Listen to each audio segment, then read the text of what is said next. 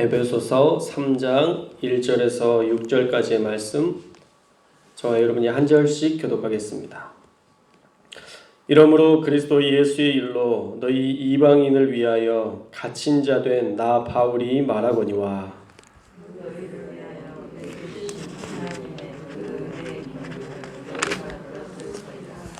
곧 계시로 내게 비밀을 알게 하신 것은 내가 먼저 간단히 기록함과 같으니,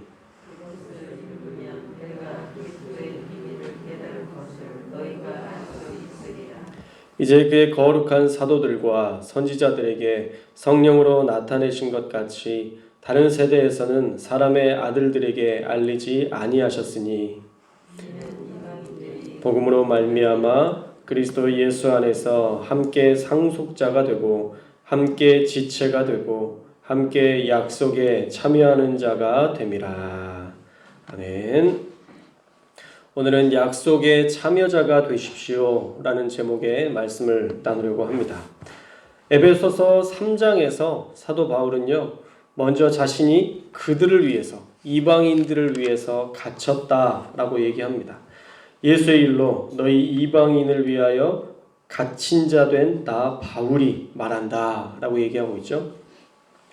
에베소 교회의 장로들은요, 사도 바울이 로마로 가게 되면 핍박이 있을 것이고 환란이 있을 것이라는 것을 알아서 예전에 에베소 교회 장로들이 바울에게 로마로 가지 말라라고 만류했던 적이 있습니다. 그때 사도 바울이 유명한 말을 남겼습니다.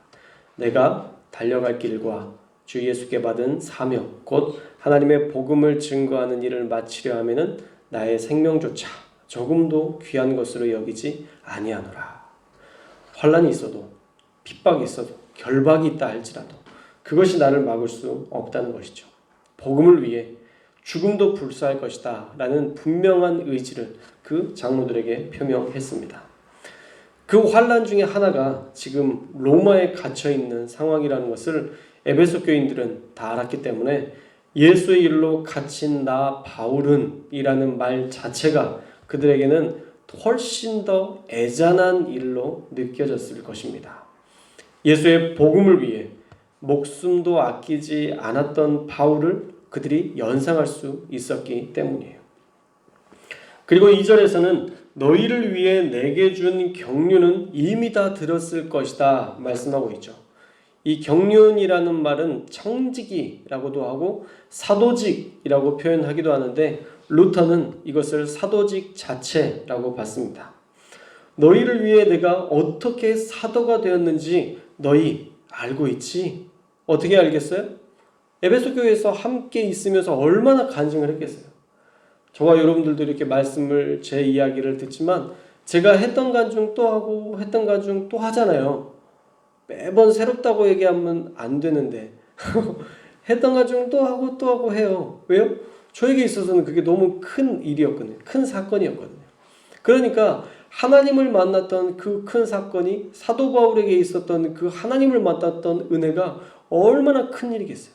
그래서 반복적으로 이야기하면서 또 하나님이 예비하시고자 하는, 하나님이 말씀하시고자 하는 그 말들을 전하기 위해서 그 사도직을 어떻게 내가 받았는지를 계속 간증을 했었기 때문에 너희들이 그거 알 거야 라고 얘기하는 거죠. 기독교인을 박해하다가 예수님을 만나서 지금은 전 세계를 돌아다니며 복음을 전하고 있는, 그리고 그래서 복음을 위해 죽음까지도 불사하는 자가 되었다라는 것, 그 사도직 받은 후의 삶을 이야기하고 있는 것입니다. 그리고 너희가 복음을 받아들일 수 있는 이유는 앞서 말한 것처럼 2장에서 이야기했던 것처럼 유대인이나 이방인이나 상관없이 예수님으로 말미암아 그리스도인, 하나님의 권속, 가족이 되었기 때문임을 언급하고 있습니다. 그것이 3절과 4절의 말씀이에요. 그리고 나서 5절에 그런 모든 비밀은요, 이제 사도들과 선지자들에게 성령으로 나타내신 것 같이 다른 세대에서는 사람의 아들들에게 성령으로 알리지 않으셨다라고 말씀합니다. 자, 사도들과 하나님의 선지자들에게는 당연히 그 복음의 비밀을 성령으로 나타내셨겠죠. 그러나 이제는 성령이 아니라 또 다른 도구로 복음이 전해지고 있다라고 말씀하고 있어요. 그게 뭘까요? 성령이 아니라 또 다른 어떤 것으로 복음이 전해진다 말하고 있을까요? 그것은 바로 하나님의 말씀이에요. 4절 말씀을 볼까요?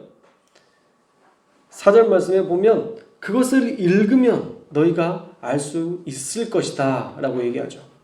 사도 바울이 기록한 말씀, 사도 바울이 하나님께서 주시는 성령의 감동으로 쓴 글, 그 글들을 너희가 읽으면 너희가 알 수 있을 것이다 라는 거예요. 하나님의 말씀이요, 이미 성령의 감동, 하나님께서 계시한 것을 기록한 것이기 때문에 더 이상 성령으로 어떤 특별한 은사처럼 하나님이 이렇게 말씀하셨습니다 이러면서 막 어떤 은사로 성령으로 어떤 영으로 풀어쓴 어떤 그런 것으로 이야기하실 게 아니라 이제는 뭐라고요? 말씀을 읽음으로, 우리에게 주신 그 말씀으로 우리가 성령의 일을 알 수 있다는 것이죠. 그래서 지금 시대에 어떤 사람을 찾아가서 예언을 바라고 나에게 주시는 하나님의 특별한 음성만을 기대하는 것은 헛된 일이라는 거예요. 할렐루야. 여러분, 기도원 가서 기도받고 기도원 가서 예언받고 그러지 마세요. 솔직히 얘기해서 기도원에서 제대로 정말 음성을 듣고 말해줄 리가 별로 없어요. 왠지 아세요? 그 사람들은 책임 안 지거든요. 그 사람들은 책임 안 져요. 선교사로 나가십시오. 하나님 선교사로 부르셨습니다. 그래요? 제가 선교사로 가야 되나요? 그 사람은 여러분들을 위해서 한 번도 중보한 적이 없어요. 앞으로도 중보 안 할 거예요. 여러분의 인생에 대해서 알지도 못해요. 그런 사람들의 기도, 그런 사람들의 말 한마디에 우리의 인생을 건다는 것 얼마나 어리석은 일이에요. 혹시 담임 목사님이나 원로 목사님한테 기도받는 건 그건 괜찮아요. 왜냐? 여러분들을 책임지거든요. 여러분에 대해서 이야기해놓고 같이 기도하거든요. 그것이 그렇게 될 수 있도록 하나님께서 그렇게 일하시기를 같이 기도하거든요. 책임지는 사람에게는 얼마든지 맡길 수 있지만 책임지지 않을 사람들에게 뭐가 신령한 느낌이 든다고 해서 그렇게 가서 기도받고 예언 은사 받고 그 사람들은 여러분의 인생 책임지지 않아요. 안 돼도 그만이에요. 그래서 왜 아니지? 이러고 말아요. 어떻게 그런 사람들에게 우리 인생을 맡기고 예언을 받고 어떤 중요하고 정말 인생에 있어서 정말 이거는 어떻게 너무 중요한 그 시점을 어떻게 그 사람에게 맡길 수 있냐는 거죠. 사랑하는 여러분, 이제 우리에게 하나님께서 말씀을 주셨다는 것을 분명히 깨달으시기를 바랍니다. 저를 통해서 지금 이 말씀을 통해서도 하나님의 뜻과 하나님의 계획을 지금 알려주고 계세요.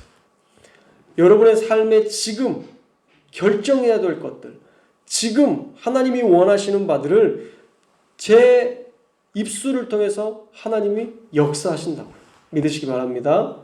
또 하나는요, 여러분들이 성경을 읽을 때, 이 말씀을 읽을 때 성령이 여러분들을 지배하시고 성령이 여러분들을 깨닫게 하셔서 성령께서 감동으로 여러분들을 이끌어 가신다는 것을 믿으시기 바랍니다. 안 믿어도 알지 않겠어요? 우리가 성경 통독하고 있잖아요. 그렇죠? 성경 통독 이제 며칠 안 남았죠? 읽어보시니까 어떠세요? 물론 꾸준히 읽으셨던 분들은 다 아시겠지만 처음으로 한번 도전해 보신 분들은 너무 신기하게 지금 오늘의 삶에 내가 해야 될 것들을 딱 알려주시는 것들을 느끼셨을 거예요. 성령이요, 여러분이 그 말씀을 들으면서 깨닫는 대로 그렇게 살게 하시는 것들을 보게 하시는 것을 여러분들 느끼셨을 거예요. 왜 우리가 말씀을 읽는데 성령의 역사가 나타나느냐? 말씀이 뭐로 되어 있어요? 하나님의 감동으로 되어 있어요. 하나님의 말씀이 하나님의 감동으로 된 것이기 때문에 성령이 우리를 그 감동으로 이끌어 가시는 거예요. 그래서 막 성령의 불로 막 어떤 은사로 우리가 거기에 치우쳐서 거기에 머무르는 것은 성령을 중시했던 사도 바울도 말하지 않았던, 사도 바울도 기대하지 않았던 사역이에요. 진짜 성령의 역사는 어디에서 일어나느냐? 바로 말씀의 터 위에. 말씀이 은혜가 되기 시작하는 그 순간부터 하나님의 역사가 우리 가운데 나타난다라는 것입니다. 그런데 말씀의 부재 가운데에서 나타나는 성령의 역사, 그것은 조금 이단스러운 사역이 될 수 있어요. 말씀은 잘 몰라요. 근데 계속 기도만 해. 제일 위험한 거예요. 어느 순간 뭔가 들린다고 하면 내가 이렇게 들려. 그러면서 막 예언을 하기 시작해요. 말씀도 모르면서. 말씀이 지금 우리의 인생 가운데에서 어디로 가야 될지 인도함도 받지 못하면서 막연하게 들리는 그 음성으로 막 내뱉는 거예요. 그건 결코 은사가 아닙니다. 그건 하나님이 주신 것도 아니고 그거는 신뢰할 수도 없는 거예요. 말씀의 터 위에 굳건히 세워져야만 내가 해야 될 말과 하지 말아야 될 말들을 구분하게 하셔서 성령의 역사를 이끌어갈 수 있는 것이지, 그게 말씀의 터에 서 있지 않으면, 말씀이 부재되면 그때부터는 내 생각으로 얘기해요. 내 감정이 조금 틀어지면 또 그걸로 정죄하기 시작하고 결코 하나님의 방식이 나타나지 않는다는 거예요. 말씀으로 이미 성령께서 우리를 선한 길로, 하나님이 원하시는 길로 우리를 인도하시는 줄 믿습니다. 그러니까 어떻게 해야 돼요? 성경을 읽어야 돼요. 할렐루야. 요즘 저는 감동이 돼요. 우리 교회 보면 목사님 성경 다 읽었어요. 그렇게 이렇게 저한테 글이 오는 분들이 있는데, 그런 분들이 연세가 많은 분들이, 젊은 사람이 20대 30대가 목사님 다 읽었어요 그러면 아이고 이쁘다 그러고 말겠는데, 어르신들이 눈이 침침해서 잘 안 보이신다고 하는데 이렇게 돋보기 쓰면서 이렇게 보시는데 그걸 다 읽었다고 문자가 오니까 제가 감동이 되겠어요? 감동이 막 계속돼요. 얼마나 우리 교회가 자랑스러운지 몰라요. 하나님이 그 말씀을 사모하는 그 마음을 주신 것, 그것만 봐도 막 우리 교회는 소망이 있다는 게, 왜냐? 성령이 인도하실 거거든요. 내가 인도하는 게 아니라, 어떤 한 사람이 지도자로서 이끌을 게 아니라 성령이 지금 이끌어 가시니까 소망이 있다. 우리 교회 정말 소망이 있다. 그런 기대감이 생기는 거예요. 여러분들도 이미 성령의 인도하심을 받고 살아가고 있는 줄 믿습니다. 말씀 붙들고 살면 그게 되는 거예요. 괜히 쓸데없는 거 막 은사, 예언 거기 쫓아다닐 필요 없어요. 하나님의 말씀 안에 하나님의 음성이 담겨 있고, 하나님이 오늘 인도하실 그 예비하심이 담겨 있고, 우리가 어떻게 살아야 될지 삶의 지침까지도 다 알려주시기 때문에 말씀 가운데 주시는 그 성령의 인도하심을 날마다 기대하며 살아갈 수 있기를 축복합니다. 그런데 이 하나님의 말씀 가운데 서지 못하는 자들이 또 어떤 길로 가느냐? 또 죄의 길로 나아가요. 하나님의 말씀 안에 붙들려야 그때그때마다 그 죄 짓지 마, 사랑해야 돼, 용서해야 돼, 품어야 돼, 다양한 말씀으로 우리를 인도해 가시는데, 오늘 말씀에 보면 5절 말씀에 그렇게 나와 있죠. 사람의 아들들에게는 알리지 않으셨다. 사람의 아들들이 누구예요? 우리가 다 사실은 사람의 아들들이잖아요. 그런데 이 표현은요, 죄악 가운데 사는 자들이라는 표현이에요. 하나님의 영에 속한 자가 아니라 죄악 가운데 사는 자들. 그러니까 말씀을 읽는 자들은 성령의 인도하심을 받아서 성령의 사람이 되는데, 말씀을 읽지 않는 자들은 어떻게 살아요? 자기 감정대로 살아요. 자기 좋을 대로 살아요. 근데 그게 또 다른 사람의 인도함을 받는다는 거죠. 그 또 다른 사람이 누구예요? 사단이에요. 사단의 생각에 사로잡히게 되는 거예요. 우리가 말씀을 읽으면 대적할 힘이 생겨요. 그래, 주님께서 이렇게 얘기하시는데 좀 힘들지만 내가 품어봐야지, 이렇게 도전하게 돼요. 근데 세상 사람들 보세요. 품어요? 난 그 집이 안 봐 이제, 그러고 말아요. 왜요? 사단이 주는, 사단의 그 인도하심을 따라 그냥 살아가는 거예요. 내 감정이 틀어지면 더 이상 안 보는 거예요. 그들이 하나님의 말씀이 없기 때문이에요. 에베소 교회 사람들에게 그러면 사람의 아들들에게 알리지 않았다고 말하는 그런 이유도 우리가 알아야 됩니다. 세상 사람들이 말씀의 부재 가운데에서 그렇게 잘못된 길로 나아가는 것도 분명히 있지만, 교회에도 있다 없다? 있다요. 교회를 다니는 우리들도, 우리는 하나님 믿으니까, 하나님 알고 있으니까 우리는 괜찮아, 우리는 죄 가운데 살지 않아 라고 생각할 수 있지만 그렇지 않다는 거예요. 지금 이 수신자들이 에베소 교인들이라면, 너희가 만약 행실이 사람의 아들들과 같다면 너희도 절대 그 성령으로 말미암는 인도함을 받을 수 없다라는 거죠. 하나님의 뜻을 하나님의 길을 알 수 없다는 거예요. 그러니까 어떻게 해야 되느냐? 말씀을 읽고 그 안에서 주시는 성령의 은혜를 알고 순종함으로 살아가라 라는 말씀이에요. 자, 그렇게 순종하면 어떤 일들이 일어나나요? 우리 6절 말씀 함께 읽겠습니다. 2장 6절 말씀 시작. 3장 6절 말씀 시작.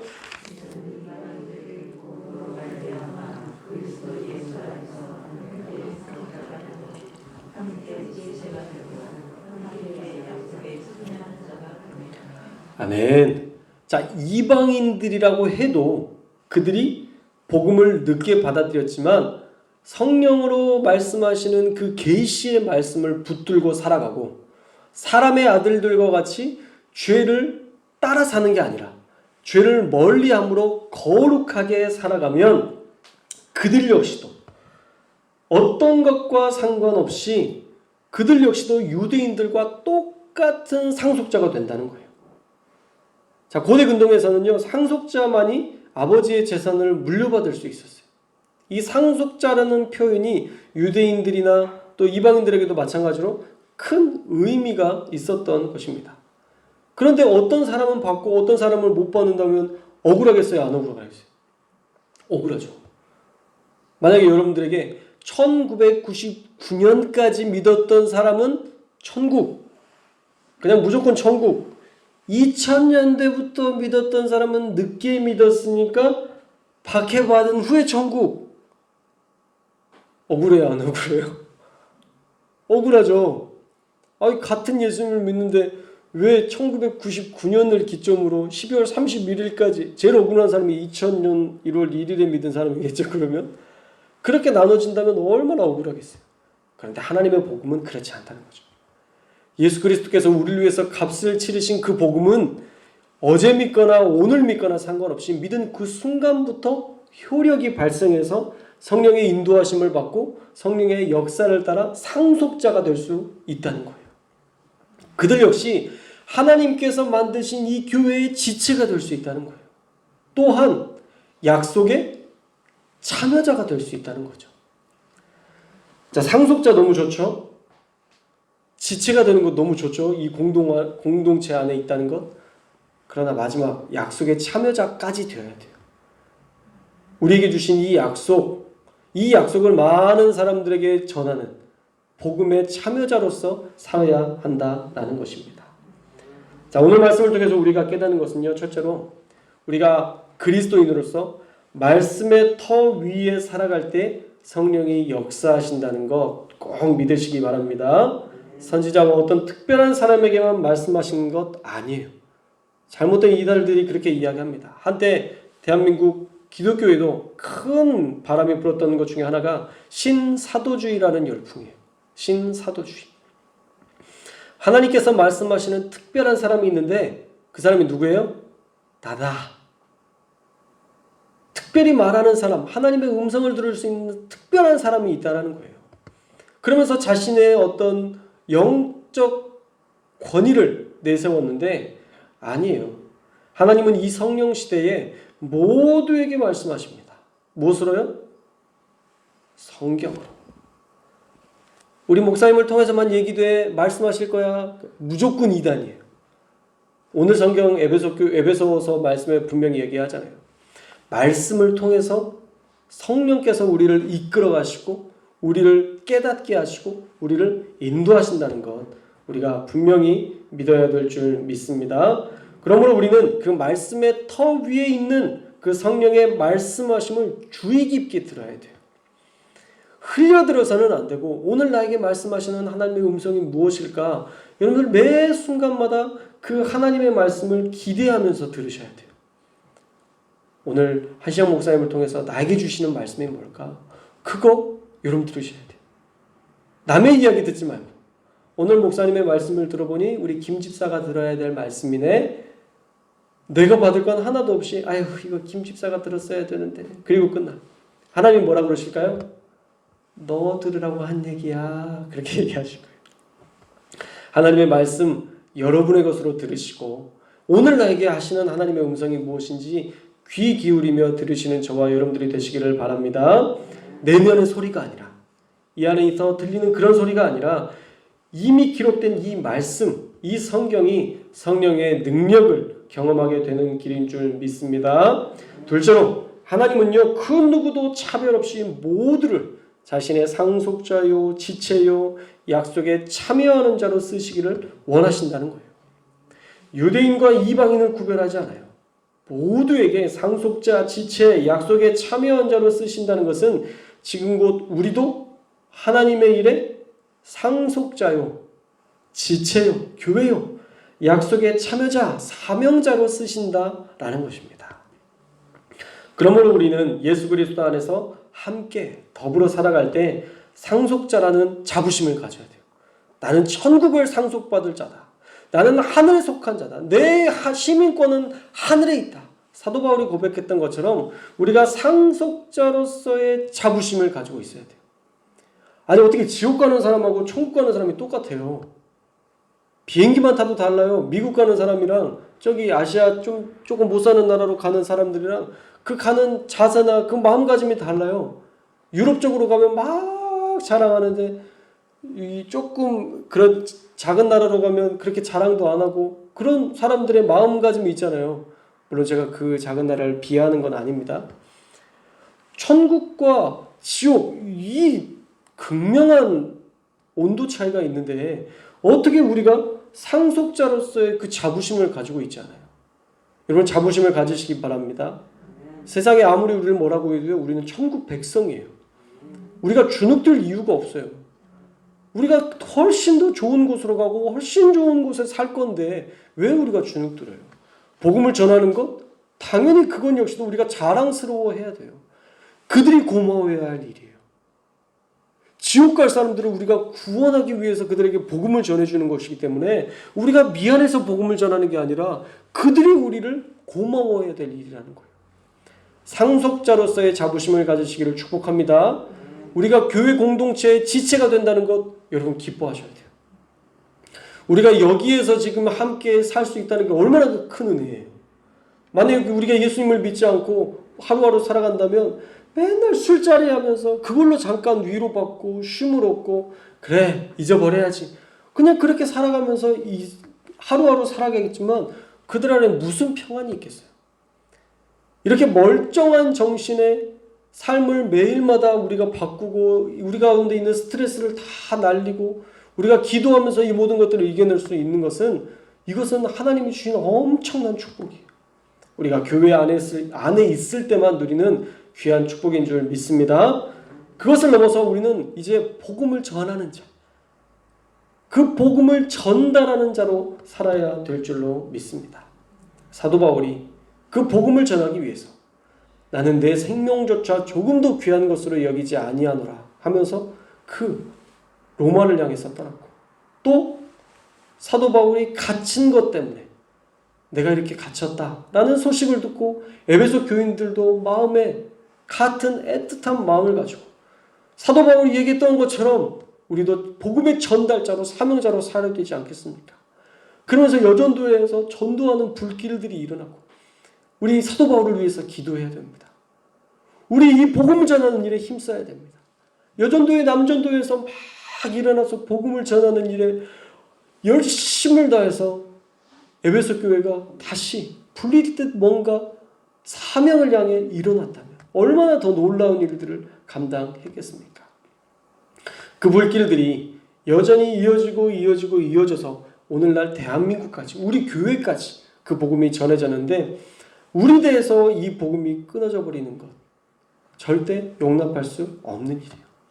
사랑하는 여러분, 그러므로 우리가 그 복음을 전하는 사명자로 살아갈 수 있기를 주님의 이름으로 축원합니다. 그래서 그들도 우리가 복음을 전하는 그들도 상속자요, 교회의 지체요, 그들 역시도 복음을 전하는 전달자로 살아가는 놀라운 역사가 있을 줄 믿습니다. 여러분 믿으세요. 제가 보니까 제일 복음 잘 전하는 사람이 누군지 아세요? 새신자예요. 새신자들이 뭔가 뜨거워지면 그때는 물불 안 가려요. 내가 만났거든요. 하나님을 만난 경험이 분명하거든요. 근데 제일 복음 전하지 못하는 사람들이 누구예요? 일단은 목사예요. 제 주변에 불신자들이 별로 없어요. 또 하나는 오래 믿으신 분들이에요. 그분들 곁에도 별로 불신자들이 없어요. 그래서 복음을 잘 전달하지 못해요. 그러나 기회는 사실 만드는 거예요. 만나는 사람마다 복음을 전하는 게 복음의 원칙이지, 내 주변에 어떤 사람, 아는 사람, 지인들 물어 누가 복음을 받아들일 사람인 줄 알아요? 누가 예비된 하나님의 그 복음을 전할 사람인지, 받아들일 사람인 줄 알아요? 모르잖아요. 그러니까 막 전하는 거예요. 그게 복음의 원리예요. 전도에 미련한 것으로. 고상하지 않아요. 뭔가 뛰어나지 않아요. 그러나 하나님의 능력이 나타나는 것은 뭐냐? 하나님이 나에게 감동 주실 때 그 감동 가지고 복음을 전하는 거예요. 그때그때마다 하나님이 역사하시는 거예요. 만나는 사람마다. 저도 계속 보고 있어요. 누구를 나에게 붙여주실까? 그리고 기회되면 막 친한 척해요. 그러면서 어느 날 하나님이 그의 마음을 탁 움직이실 때가 있을 거라는 기대감을 가져요. 그 사람들의 마음이 완악해지고 그 사람의 마음들이 피폐해지면 나도 좀 교회 다녀볼까? 예수님 좀 믿어볼까? 라고 했을 때 누구에게 나 좀 교회 좀 데려가 주세요. 누구에게 얘기하겠어요? 그래도 계속 복음을 전했던 사람 아니겠어요? 저분은 나한테 오라고 했는데 그래도 오라고 했으니까 내가 저 사람 믿고 한번 가볼까? 이런 생각이 들지 않겠어요? 그래서 막 누가 될까 말까 그 머릿속으로 생각하는 거, 그건 전도의 어떤 계획 속에 없어요. 그냥 만나는 사람 모두가 전도 대상자다 라고 생각하고 복음을 전하면 오면 좋고 안 오면 말고예요. 우리에게 하나님이 주신 사명은 뭐냐? 복음을 전하는 것까지예요. 그들이 믿고 안 믿고는 그들의 몫인 거예요. 우리가 그것까지 막 해서 안 믿을 거야, 불편할 거야. 불편한 것도 그들이 감수하는 거예요. 우리가 복음을 전한 다음에 하나님이 마음에 파동을 치셔서 미치겠네. 잠도 안 오고. 뭐요 이거. 당신이 나 교회 나가라고 한 그 다음부터 내가 가슴이 파동이 치고 난리가 나서 내가 잠도 못 잔다고. 내가 그럼 한 번만 나가도 그건 성령이 하실 일이라니까요. 그럼 그들이 고통스러워할 일이지 우리가 고통스러워할 일이 아니에요. 우리는 천국 백성이어서 교회를 나가야 될까 말까 고민하지 않아요. 우리는 당연히 나와야 되는 걸로 알고 있고 이 안에서 하나님을 만나니까 절대 그게 힘들지 않아요. 이제 그들이 힘들어야 될 일이라는 거죠. 그 일들 우리가 해야 되는 거예요. 사랑하는 여러분, 우리가 상속자에 머물러서도 안 되고 우리가 교회에 지켜야 된다로 머물러서도 안 되고 마침내는 그 약속을 전하는 자로 살아야 될 줄 믿습니다. 오늘 하루 상속자, 지체 그것을 뛰어넘어 복음을 전하는 자로 살아가서 사도 바울과 같이 귀한 사명자로 살아가는 저와 여러분들 다 되시기를 주님의 이름으로 축원합니다.